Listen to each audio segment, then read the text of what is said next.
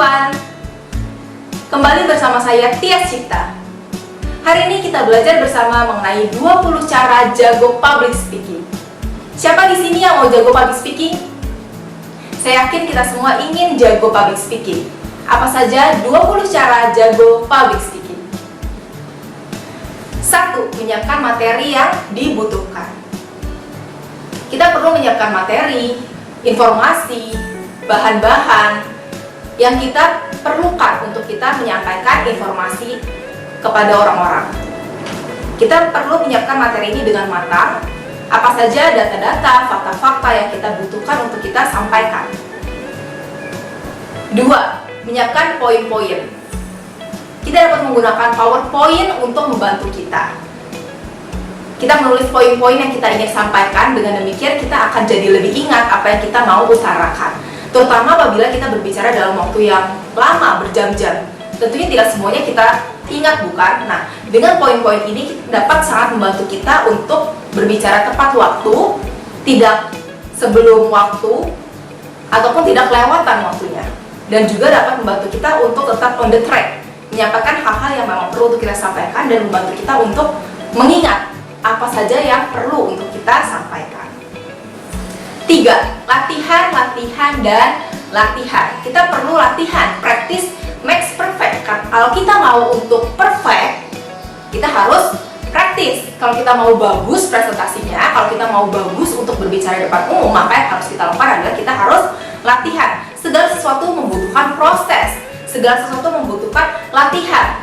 Begitu juga sama halnya dengan public speaking. Tentunya nggak mungkin ada orang yang tiba-tiba jago public speaking gitu ya, tanpa latihan sama sekali, nggak pernah ngomong depan umum, tiba-tiba jago aja sekali ngomong. Memang pada saat pertama kali kita bicara depan umum, kita pasti akan grogi gitu ya, tetapi itu bisa sangat terbantu apabila kita sudah latihan. Kita pasti akan jadi lebih percaya diri jika kita sudah latihan, karena kita merasa bahwa kita sudah menguasai materi yang kita mau sampaikan. Karena kita merasa bahwa kita memang lebih tahu tentang materi tersebut daripada peserta, kan kita sudah menggali informasi yang cukup mengenai materi tersebut, dan tidak ada peserta yang bakal lebih tahu daripada kita mengenai apa yang akan kita sampaikan. Itu menjadi kekuatan kita, itu membuat kita menjadi sangat percaya diri dalam menyampaikan. Dan apabila ada peserta yang bertanya pun, tentunya kita akan menjadi percaya diri karena kita sudah latihan. Karena sudah ada proses yang kita lakukan, kita sudah latihan terlebih dahulu, kita sudah menggali informasi, dan kita sudah praktis untuk menanggapi pertanyaan peserta seperti apa yang harus kita lakukan. Karena kita sudah latihan, kita akan menjadi lebih percaya diri. 4. Interaksi dengan peserta. Kenapa interaksi dengan peserta ini penting? Karena jika kita tidak interaksi, maka peserta akan bosan, peserta akan jenuh, peserta akan boring. Nah, karena itu kita perlu untuk melakukan interaksi dengan peserta. Interaksinya yang sederhana saja, seperti siapa di sini yang masih semangat? Angkat tangannya. Nah, kemudian peserta angkat tangan. Siapa di sini masih semangat? Katakan yes. Peserta katakan yes. Siapa di sini yang masih antusias? Katakan yes. Katakan yes. Sekarang semuanya bangkit berdiri. Seperti itu, ada interaksi. Dan apa kabar? Yang baik bilang dahsyat, luar biasa, sebagai contohnya gitu. Kemudian kita dengarkan peserta bilang dahsyat, luar biasa. Kalau ada yang belum ngomong, semuanya katakan dahsyat, luar biasa. Dahsyat, luar biasa. Kemudian kita juga bisa menanyakan kepada peserta apa yang ingin Anda ketahui dari training atau presentasi hari ini. Apa yang Anda ingin dapatkan dari informasi yang akan kita berikan kepada Anda? Apa sih yang Anda cari dari training hari ini? Nah, kita dapat melakukan interaksi seperti itu kepada peserta, sehingga peserta dapat merasa bahwa peserta bagian dari acara tersebut. Seperti itu, dan dapat membuat peserta menjadi tidak boring dan juga tetap fokus dan antusias selama sesi tersebut. 5. Sisipkan humor. Nah, kita perlu adanya humor ya, agar peserta nggak boring, agar peserta nggak bosan. Terutama jika kita berbicara dalam waktu yang lama, setiap orang pasti senang humor. Nah, kita dapat memberikan humor-humor ringan kepada peserta agar peserta dapat tetap fokus dan tetap semangat selama presentasi yang kita berikan atau selama materi yang kita sampaikan kepada peserta tersebut. 6. Perhatikan durasi, perhatikan waktu ya. Kita perlu ada time management yang baik. Pada saat kita memberikan presentasi, jangan lewat dari durasi atau jangan sebelum durasi. Nah, jadi kita harus pas. Misalnya kita diberikan waktu untuk memberikan training atau memberikan presentasi selama 2 jam. Nah, maka jangan kurang dari 2 jam dan juga jangan lebih dari 2 jam karena memang mental pesertanya disiapkan untuk 2 jam tersebut. Jadi kalau lebih, peserta akan merasa, loh kok lewat ya gitu. Sedangkan kalau kurang juga sebenarnya masih ada informasi-informasi yang dapat kita berikan kepada peserta. Jadi waktu yang telah diberikan itu dapat kita gunakan dengan sebaik-baiknya agar kita dapat memberikan informasi yang bermanfaat kepada peserta, agar kita dapat memberikan informasi sebanyak-banyaknya kepada peserta, tapi sesuai dengan kapasitas ilmu serapnya peserta juga. Bila terlalu lama, bila lewat dari 2 jam seperti yang sudah ditentukan di awal, tentunya akan buat peserta jadi capek juga gitu kan dengerin kita terlalu lama. Sebagai contohnya, kalau misalnya dikasih waktunya 5 jam ya kita 5 jam, jangan kurang jangan lebih. Kalau misalnya 8 jam ya 8 jam, jangan kurang jangan lebih. Seperti itu contohnya. 7. Berikan cerita-cerita dan juga contoh-contoh sehingga peserta dapat lebih jelas mengenai apa yang kita sampaikan. Karena jika hanya garis besarnya saja, maka belum tentu dapat dipraktekkan dengan tepat oleh peserta. Nah, karena itu kita sebaiknya memberikan contoh-contoh dan juga cerita-cerita yang sesuai dengan apa yang kita sampaikan sehingga peserta dapat lebih mengerti, sehingga peserta dapat lebih memahami maksud dari yang kita sampaikan kepada peserta. 8. Berbicara dengan jelas. Kita harus berbicara dengan jelas. A, I, U, E, O. Harus jelas kata-katanya. Ya, sebagai contoh, saya akan menjelaskan mengenai 20 cara memberikan public speaking dengan tepat. Coba kalau misalnya saya ngomongnya seperti ini, saya akan memberikan penjelasan kepada saudara-saudara, ngomong apa ya? Apa yang disampaikan? Gak jelas gitu kan ya?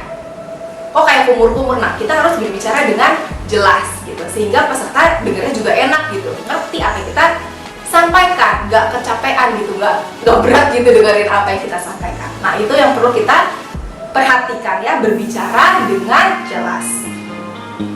9. Intonasi. Kita perlu memperhatikan intonasi suara kita. Jangan datar. Karena kalau datar, bosen jadinya ya, boring, bener gak? Ya, kalau misalnya kita dengar pembicara yang ngomongnya datar aja gitu, kita akan ngantuk. Nah, jadi kita harus perhatikan intonasi, tekanan nada, kencang, pelan, kemudian tekanannya ada nadanya gitu ya, jangan datar. 10.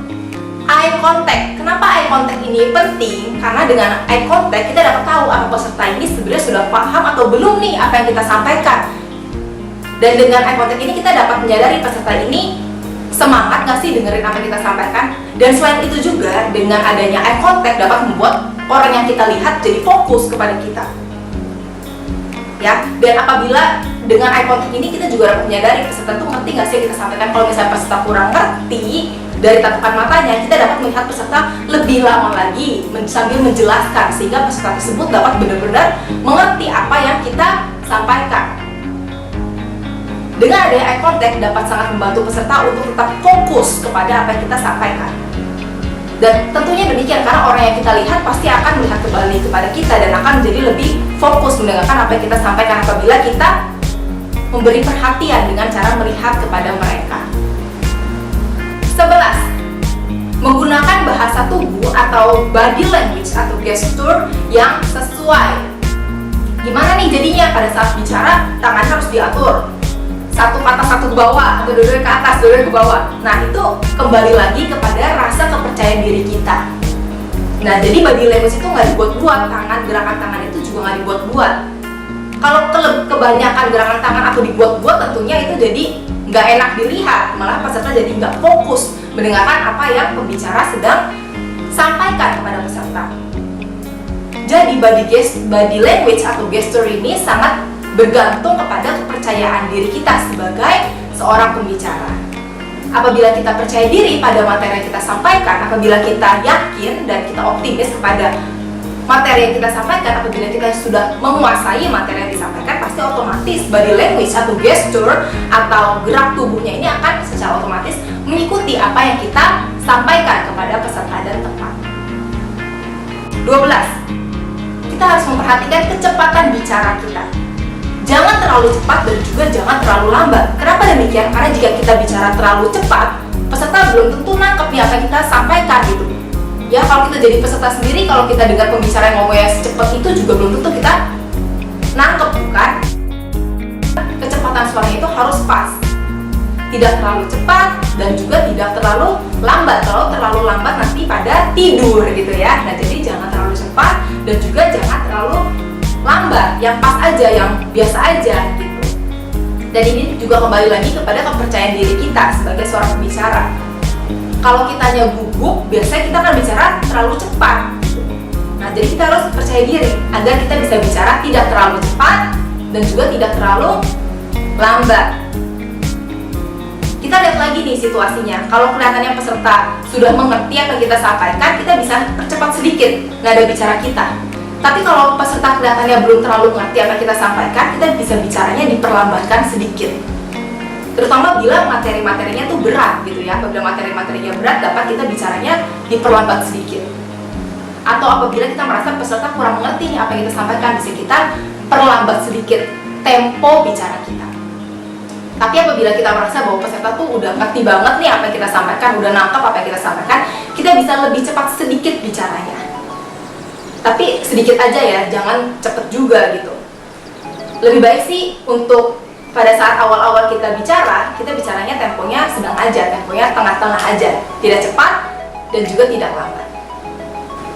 13. Perlunya percaya diri.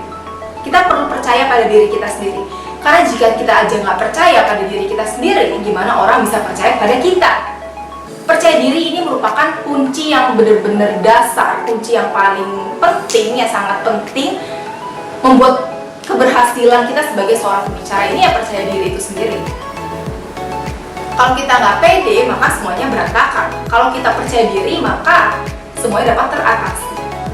Kita harus percaya pada diri kita sendiri, kita harus meyakinkan diri kita bahwa kita memang pantas, kita memang layak, kita memang tepat untuk berbicara di depan peserta.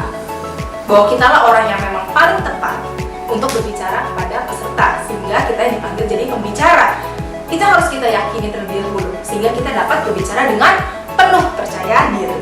Dan kita dapat menyampaikan hal-hal yang berguna, hal-hal yang bermanfaat, hal-hal yang dapat membantu peserta-peserta kita. 14. Senyum. Ya, sebagai pembicara kita harus senyum, karena dengan senyum akan membuat peserta lebih senang melihat pembicaranya. Dengan senyum akan membuat peserta merasa lebih semangat untuk mendengarkan sesi training atau mendengarkan materi presentasi kita. Karena itu kita perlu memberikan senyum. Tapi bukan berarti lagi topik serius banget kita senyum juga, enggak ya. Kalau topiknya memang lagi serius banget, ya kita nggak perlu senyum gitu. Tapi kalau topiknya memang lagi nggak terlalu serius banget, ya kita perlu senyum gitu, agar peserta juga ngerasa kalau pembicara ini ramah ya, pembicaranya ini menyenangkan ya gitu, dan tidak terkesan menggurui gitu. Jadi peserta mau untuk menerapkan ilmu-ilmu yang telah pembicara berikan kepada peserta dengan sebaik-baiknya dalam kehidupannya sehari-hari. Karena tujuan kita memberikan training adalah agar ilmu yang telah kita sampaikan kepada peserta itu diterapkan oleh peserta. Nah, salah satunya apabila peserta senang dengan pembicaranya, senang dengan apa yang telah disampaikan oleh pembicara, baru peserta mau untuk mengikuti apa yang pembicara itu sampaikan, gitu ya. Jadi kita perlu senyum untuk membantu peserta merasa nggak bosen, merasa senang. Kalau senyum itu kan juga terkesan pembicaranya friendly dan lingkungan kelasnya itu jadi menyenangkan gitu. Sehingga peserta juga dapat lebih menyerap informasi yang disampaikan dengan lebih baik dan dapat diterapkan kepada peserta. 15. Persiapan harus matang. Persiapan apa saja nih? Termasuk salah satunya penampilan. Karena apa yang dilihat oleh peserta pertama? Penampilan bukan? Apabila pembicaranya pakaiannya tidak tepat, maka dapat membuat pesertanya juga menjadi agak mempertanyakan kredibilitas seorang pembicara. Nah, karena itu dari penampilan harus dipersiapkan dengan baik, profesional. Kemudian juga dari materinya sendiri harus matang, harus sudah siap, dan juga hal-hal lain yang diperlukan. Alat-alat yang dibutuhkan untuk kelancaran presentasi itu harus dipersiapkan dengan sebaik-baiknya. 16. Datang setengah jam atau 1 jam sebelum acara dimulai. Kita perlu datang setidaknya 30 menit sebelum acara dimulai sehingga kita tidak panik. Dengan kita datang setidaknya 30 menit sebelum acara dimulai, kita dapat mempersiapkan hal-hal yang kita perlukan. Kita juga dapat lebih menguasai situasi dan kondisi. kita dapat lebih menguasai lingkungan, dan kita juga dapat menggali informasi lebih, dan kita juga dapat mempersiapkan diri kita dengan lebih baik. Seperti itu. Jadi kita perlu untuk datang 30 menit sampai 1 jam sebelum acara dimulai. 17. Jam terbang. Ini kembali pada practice makes perfect, dan kerja keras tidak akan mengkhianati hasil. Sama halnya dengan jam terbang. Nah, gimana nih kalau misalnya kita nggak dipanggil jadi pembicara, ya kita bisa untuk berbicara di organisasi-organisasi. Kita dapat mengutarakan pendapat kita, itu kan didengar oleh banyak orang gitu ya.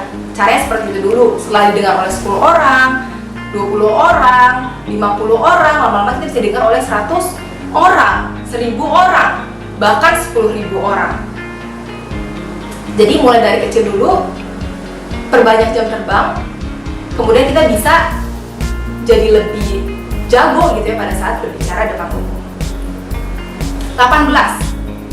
Perhatikan jeda. Pada saat kita berbicara, di akhir kalimat kita perhatikan jeda.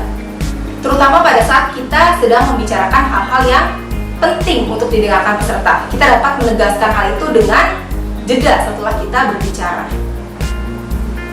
Karena dengan adanya jeda, itu dapat membantu peserta untuk lebih mengingat, untuk lebih masuk ke dalam benaknya peserta apa yang telah kita sampaikan. Jadi jeda itu sangatlah membantu. Jadi pada saat kita sudah berbicara, kalimat kemudian berikan jeda. Terutama pada saat kita sedang membicarakan hal yang penting, berikan jeda, kemudian baru lanjut ke pembicaraan selanjutnya. Jadi perhatikan jeda. 19. Perhatikan ya, pada saat kita berbicara kita jangan itu harus dihindari ya, harus dihindari. Jangan berbicara ada itu nggak enak banget didengar gitu. Dan juga jangan kelihatan loading gitu, mikirnya lama gitu ya. Karena itu kuasai bahan. Dengan kita menguasai bahan, kita dapat menghindari loading. Dan dengan menguasai bahan, kita juga akan jadi lebih percaya diri. Karena orang biasanya itu karena nggak menguasai bahan dan juga karena kurang percaya diri. Jadi yang perlu kita lakukan adalah hal-hal tadi, sehingga kita menjadi lebih percaya diri dan hindari seperti itu. 20. Harus mengandung emosi, harus ada emosinya. Kenapa emosi ini penting? Agar dapat menyentuh hati peserta, agar pembicaraan tersebut dapat mengena ke emosinya peserta. Jadi lebih gampang diingat oleh peserta, masuk ke dalam alam bawah sadarnya peserta apabila kita memberikan training yang ada unsur emosinya. Nggak semuanya ada unsur emosi, tapi harus ada unsur emosinya, sehingga itu dapat membantu peserta untuk lebih mengingat apa yang telah kita sampaikan. Okay, that's all for today. Thank you so much everyone for watching.